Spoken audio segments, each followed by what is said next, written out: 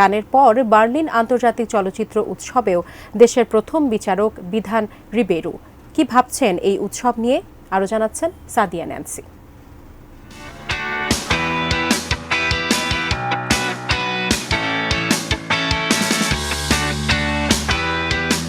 আর কদিন পরেই বিশ্বের অন্যতম মর্যাদাপূর্ণ বার্লিন আন্তর্জাতিক চলচ্চিত্র উৎসব ১৯৭৮ সাল থেকে নিয়মিত আয়োজন, এবারের আসর ৭৫তম।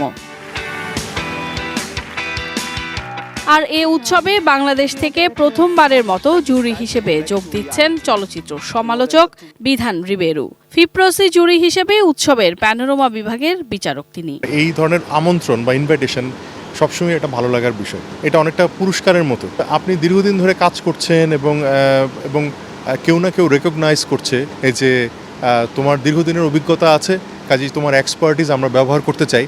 এমন উৎসবে অংশ নেয়া কতটা আনন্দের এবং প্রাপ্তি বা কি হতে পারে বলছিলেন তিনি। মাঠের অলরাউন্ডার আমি, আর ঘরের অলরাউন্ডার টাইলক্স।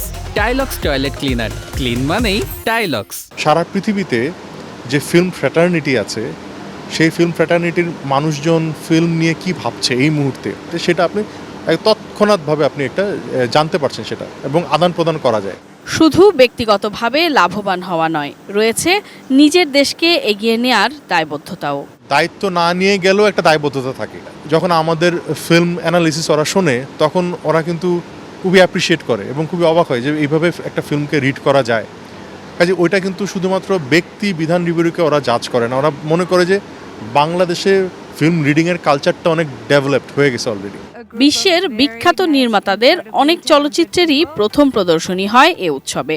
জুরি হওয়ায় সবার আগে সেই ছবিগুলো দেখার সুযোগও যেন বাড়তি পাওয়া। এই সমস্ত ফেস্টিভ্যালগুলোতেই কিন্তু প্রথম প্রিমিয়ার করা হয় নিউ ক্লাসিক ফিল্মগুলোর। জুরি যারা হন তারা মাস্টার ফিল্ম মেকারদের কাজ একেবারে গরম গরম দেখতে পান, আবার ফিউচার মাস্টার ফিল্ম মেকার যারা, তাদের কাজও দেখার সুযোগ হয় এবং তাদেরকে পুরস্কার দেওয়ারও সুযোগ হয়।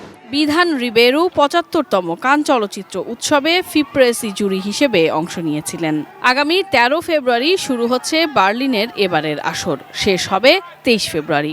১০ জন ১২ জন জুরির সাথে বসে যখন আলাপটা হয়, তখন এটা কিন্তু ঝালাই করে নেওয়া যায় এই যে আমার অবস্থানটা কোথায়।